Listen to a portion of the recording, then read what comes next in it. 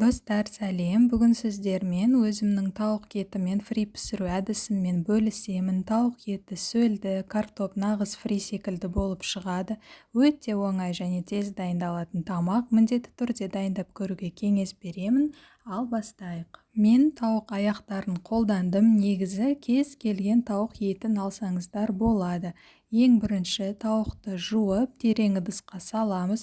Енді маринад үшін тұз қосамыз, паприка қосамыз, кептіріліп ұнтақталған сарымсақ қосамыз және мен осындай тауыққа арналған дәмдеуіш қосамын. Енді 2-3 қасық майонезбен 1-2 тілім лимонның шырынын сығып, барлығын жақсылап араластырамыз. Тауық жұмсақ болып пісу үшін маринадты тауықтың сыртына да, терісінің астына да мінекей осылай ашып, жақсылап жағып шығамыз. Мен маринад жағылған тауықты бірден формаға салып, бетін жауып, кем дегенде 1 сағатқа қоямын. Тауықтың маринадталып болатын уақыты жақындаған кезде картоп дайындаймыз.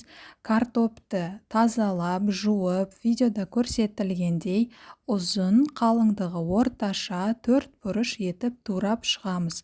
Тым жіңішке немесе тым қалың етіп турамаңыздар. Мінекей осындай орташа болғаны дұрыс. Енді осы туралған картопты қағаз сүлгіс арқылы міндетті түрде кептіреміз. Сол кезде картоп фри секілді болып шығады.